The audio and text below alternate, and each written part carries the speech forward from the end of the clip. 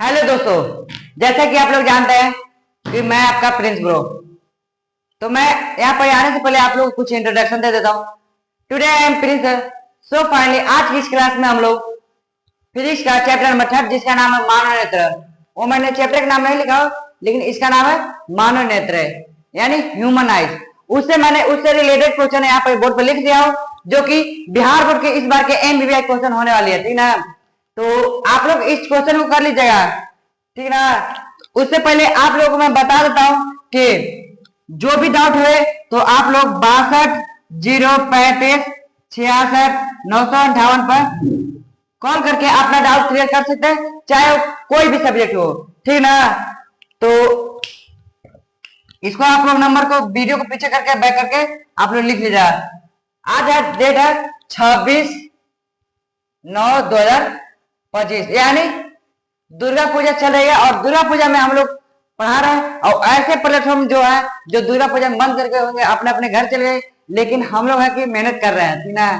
तो मैं आप लोगों को बता देना चाहता हूँ कि इससे रिलेटेड क्वेश्चन जो है उसको आप लोगों को बोर्ड पर दिख रहा होगा।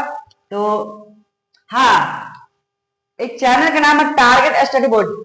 आप लोगों को पता हो कि मैं आप लोगों को इसके पिछले वीडियो में मैंने बताया था कि फेसबुक आईडी बनने वाला है, जो कि बन चुका है। उसका नाम है प्रिंस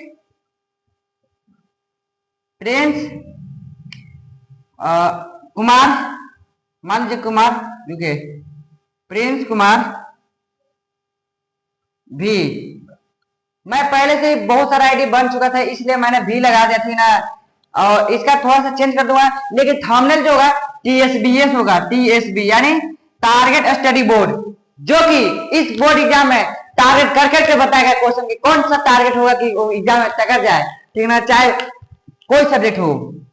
तो आप लोग इस पेज को भी जाकर फॉलो कर लीजिएगा, क्योंकि आप लोगों के सपोर्ट से हम लोग कुछ भी कर सकते हैं। क्योंकि आप लोग पता है कि हम लोगों ने, जैसा कि आप लोग पता है कि हम लोगों ने, ये देखिए 2 इंक खत्म हो गया, देखिए 2 इंक खत्म हो गया, ठीक ना। नहीं है, एक ठोप नहीं है, इस खत्म हो गया। इस यानी 25 और 25 कितना हुआ, 50। और हम लोग का मेहनत लग रहा है, यानी पैसा के साथ साथ मेहनत लग रहा है।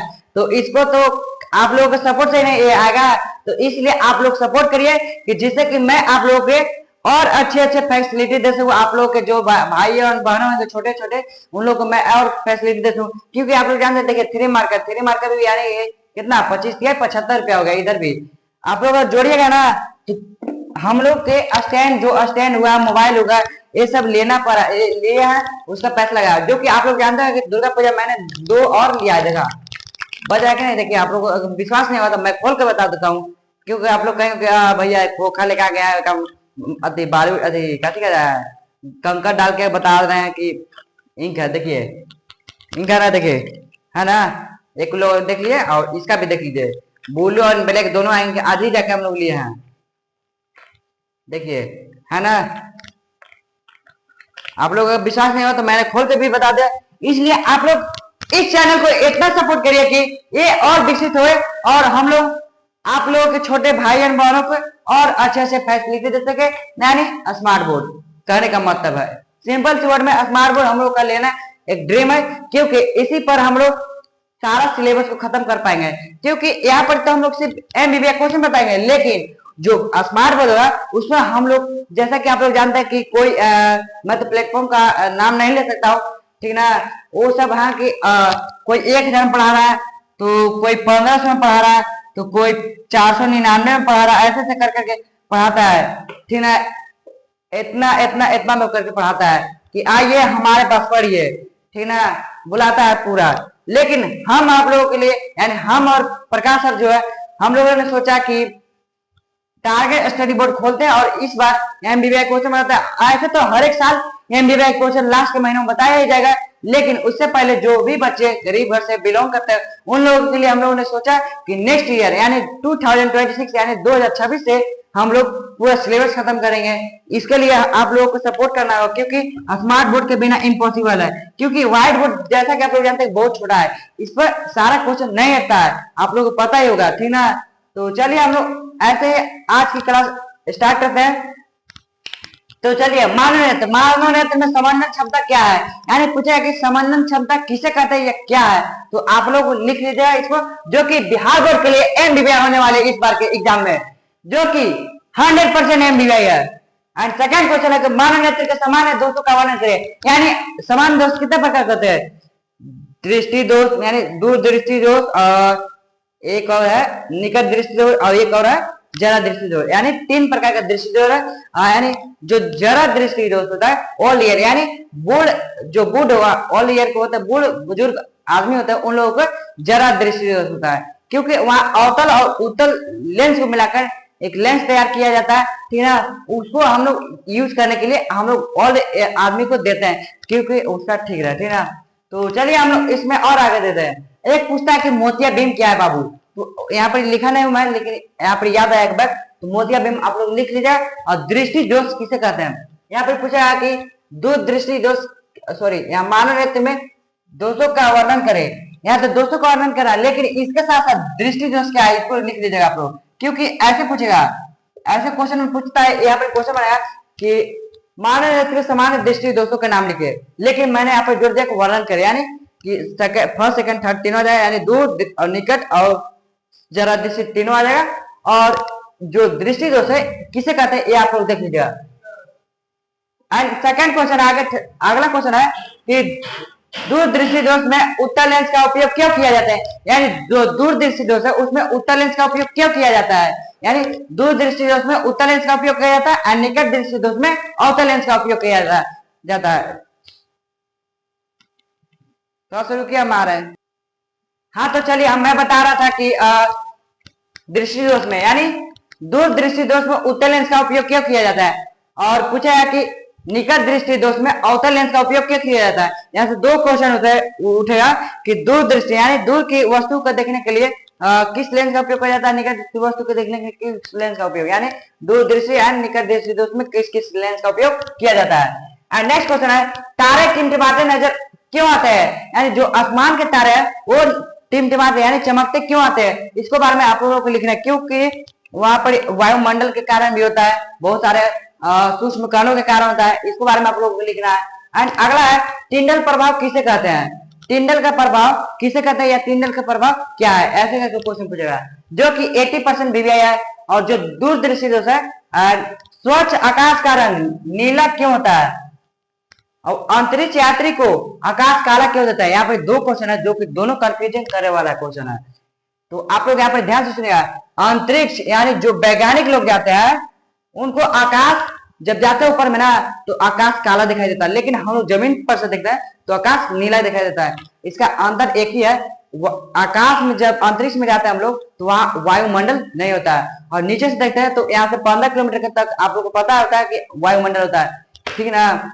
15 किलोमीटर के ऊपर भी ओजोन परत है जो कि सूर्य के प्रकाश की किरणों को रोकता है, यानी पराबैंगनी किरणों को, जो कि गामा किरण वायु होता है, वायु टाइप का होता है गामा किरण, ऐसे का टाइप का थोड़ा सा, ठीक ना। गामा किरण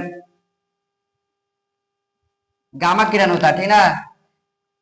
गामा किरण से शायद एक्सारा जो होता है हड्डी का, जैसा कि आप लोग जानते हैं कि कुछ दिन पहले मैंने बताया था कि गामा किरण का उपयोग करते हैं एक्सारा में, जैसे कि आप लोग जानते हैं मेरा पैर फ्रैक्चर किया था उसमें एक्सारा किया था तो गामा किरण ही निकलता है, जो कि दिखाई नहीं देता है, लेकिन गामा किरण की वजह से वहां पे देख लेता है कि हड्डी कहाँ पर टूटा है, यानी बोन्स कहाँ पर टूटा है। तो आगे चलते हैं हम लोग देखते हैं खतरे का संकेत लाल क्यों होता है, यानी खतरे जो होता है खतरे में हम लोग लाल रंग का उपयोग क्यों करते हैं, इसको बारे में आप लोग लिखना है, क्योंकि इसका तरंगदैर्घ्य शायद अधिक होता है, ठीक है, इसी वजह से।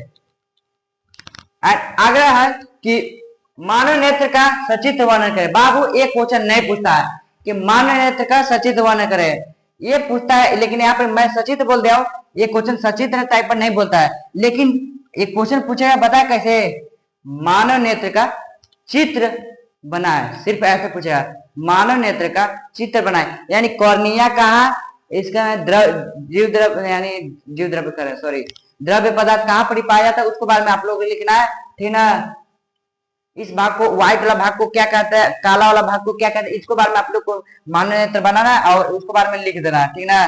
उसको बारे में आप लोग लिख दीजिएगा तो बढ़िया नंबर। अगर देखिए यहाँ पे क्वेश्चन कैसे पूछेगा, अगर 4 नंबर पूछेगा तो सचित्र वर्णन कर दीजिए, यानी लिख कर फिगर बनाकर और लिख देना है उसके बारे में। जैसे कॉर्निया, तो कॉर्निया किसे कहते हैं उसके बारे में लिख देना है। एंड अगर 2 नंबर पूछा है तो सिर्फ चित्र बनाकर और नाम खाली लिख दिया कि कहाँ पर कॉर्निया होता है, यहाँ पर क्या होता है, बस इतना ही लिखना है। इतना कर दिया तो आपको फुल में फुल नंबर देगा। कोई एग्जामिनर नहीं होगा ऐसा कि काट देगा नंबर, कोई नहीं काट सकता, क्योंकि जब आप लोग को बनाया तो काटेगा क्यों, क्योंकि आपका इसके पीछे मेहनत है, ठीक ना। ऐसे थोड़ी है जो अनपढ़ आएंगे वो थोड़ी बना देंगे, नहीं बना पाएंगे, ठीक ना। तो मैं जाते जाते आप लोग को एक शेर बता देता हूं।